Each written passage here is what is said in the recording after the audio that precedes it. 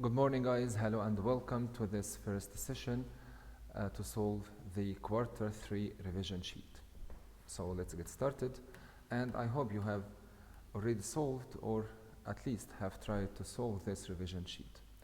Let's go and solve question number 1, and question number 1 is actually about the interior angles of a convex polygon.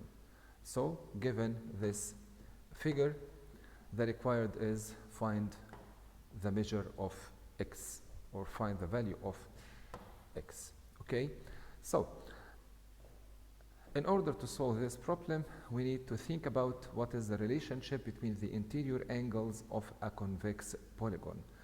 We know that the sum of the interior angles of a convex polygon can be measured by the relationship the sum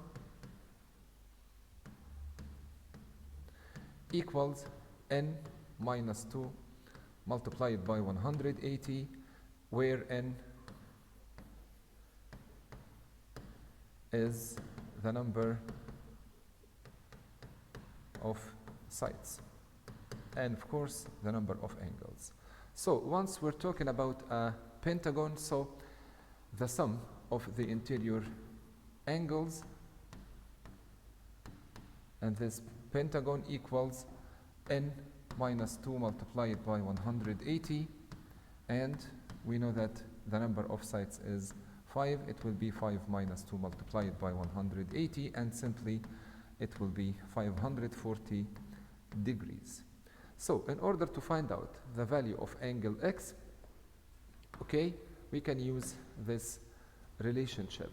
The measure of angle x equals the entire measure of these all angles combined, which is 540 degrees, minus the sum of the given angles. We have this angle measures 160 degrees, plus the second angle measures 90 degrees because it's a right angle.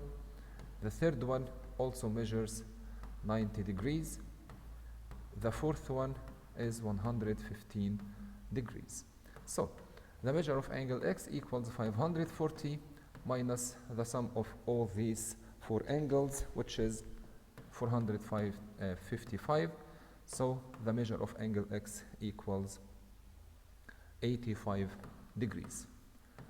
And this is the answer to the first question.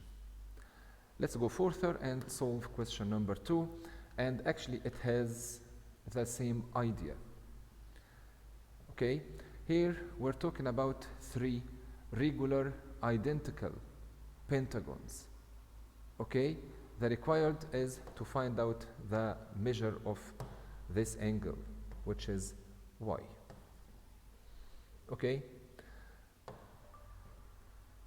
so let's think about what is the meaning of identical. If we have these 3 identical polygons, it means these 3 pentagons are congruent. It means they have the same side length and the same angle measure. Okay, and from the previous problem, we know that the sum of the measures of the pentagon is 540 degrees, and I'm talking about the interior angles of the pentagon. And we know that sum of interior angles of the pentagon simply equals 540 degrees. Okay, and once we're talking about regular pentagons, and it means all angles are congruent, so the measure of each angle, so the measure of angle x, for example, will be measure of angle x, which is the measure of all the 5 angles, equals 540 divided by 5, which is equal to 108 degrees. So now we can say that all these angles are congruent. Okay, and I really care about the 4 angles right here, around this point. Okay? We know that the sum of the measures of the angles around a point is add up to 360 degrees. Okay? So, I can say that the measure of angle y, this angle plus this angle plus that angle plus that angle, the sum of these four angles must add up to 360 degrees. So I can say that the measure of angle y equals 360 minus the sum of these three angles, and they are identical.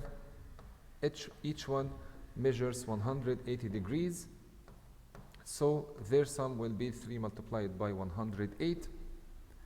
Okay, so the measure of angle y equals 360 minus 108 multiplied by 3, which is 324, and then the measure of angle y equals 36 degrees.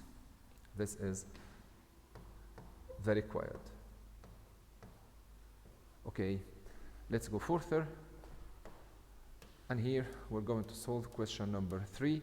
And question number 3 actually is about also the angles of a convex polygon. But now we are talking about the exterior angles of a convex polygon.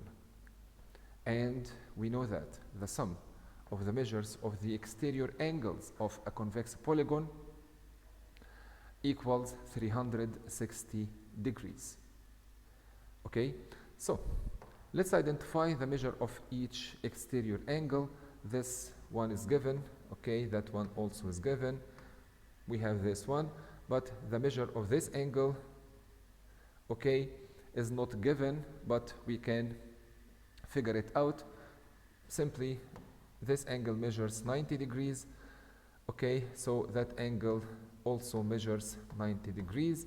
And now we have the measures of all the exterior angles. We just need to find out the value of x. So, since we know that the sum of the measures of the exterior angles of a convex polygon add up to 360 degrees, then we can say that the measure of angle x equals 360 minus the sum of all these exterior angles. 90 degrees plus 65 plus 79 plus 48, and that add up to 282 degrees, and then the measure of angle x equals 78 degrees. Okay. Let's think about this question. Question number 4 is really a good question, and it requires maybe a lot of concentration, because here we're talking about two-step problem. Here we are given a square is circumscribed around the circle as shown below. If the area of the square equals 144 quarter square centimeters, so we're given the area of the square. Okay, what is the area of the circle in square centimeters? So let's identify what is the required. The required is to find out the area of the circle. Okay, and how to calculate the area of the circle? Simply we have this rule. Okay, the area of the circle simply equals by r squared. In order to solve this problem, you need to find out the radius. So here we are not given the radius of the circle, but using the given information, we can find it out, okay? So let's use the given information. We know that the area of the square equals 144 square centimeters. So let's recall the rule or the relationship in order to find out the area of the square. We know that area of a square simply equals side length squared. Okay, but we are already given the value of the area, which is 144. So 144 simply equals side squared by taking the square root of both sides. So S equals positive or negative 12. But since we're talking about length, so the negative value is extraneous, so we need to eliminate this negative value, so S equals 12. So the side length simply equals 12, and we're given that the circle, the square is circumscribed around the circle. It means the diagonal of the circle simply equals the length of the square. So since we have diagonal equals 12, then we know that radius equals half the diagonal. It means the radius equals 6. So since we have the radius of the circle, so it's really easy to find out the area of the circle. Let's substitute for r by 6 in this relationship. So area of the circle simply equals by r squared, and we are given r equals 6 squared. So the area of the circle equals 36 pi. Okay, and this is the answer to this question. So the area of the circle equals 36 pi.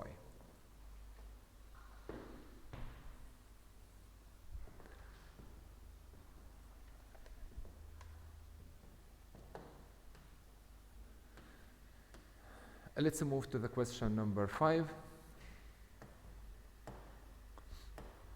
And here the question is about the volume of a cube. We simply know that the cube has congruent edges. Okay, so the cube simply is formed from 6 identical squares. Here we are given that a large cube has edges that are 4 times as long as those of a smaller cube. So here we have 2 cubes. One is small and one is great. One is large. So let's imagine that this is the smaller one. Okay? And this is the larger one. So what is the relationship between these 2 cubes? Okay. A large cube has edges that are 4 times as long as those of a smaller cube. So let's assume that the side length or the edge of the smaller cube simply equals x. So it means the length of the edge of the larger cube equals 4x. Okay, and now we can find out the volume of each one and compare them after that.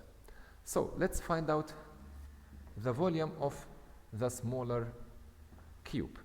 In general, we know that the volume of any prism equals base area multiplied by height. And specifically in the cube, volume equals side length cubed. Okay, so the volume of the smaller one simply equals x cubed. and the volume of this one, larger one, equals 4x cubed, which is equal to 64 x cubed. So the volume of the larger cube is how many times that of the smaller cube. In order to compare between these two volumes, you need to divide them out. What is the ratio between them?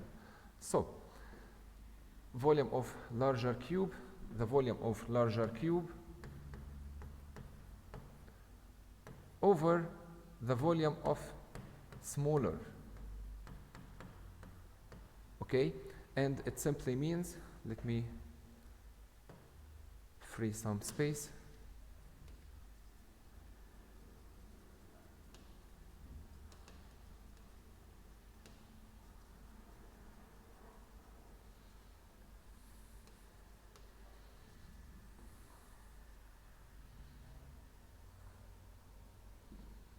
So guys, the ratio between them will be the volume of the larger one equals 64x cubed, and the volume of the smaller one equals x cubed, and x cubed cancel out x cubed, so the ratio is 64 to 1. It means the volume of the larger cube is 64 as much as the volume of the smaller one. Okay?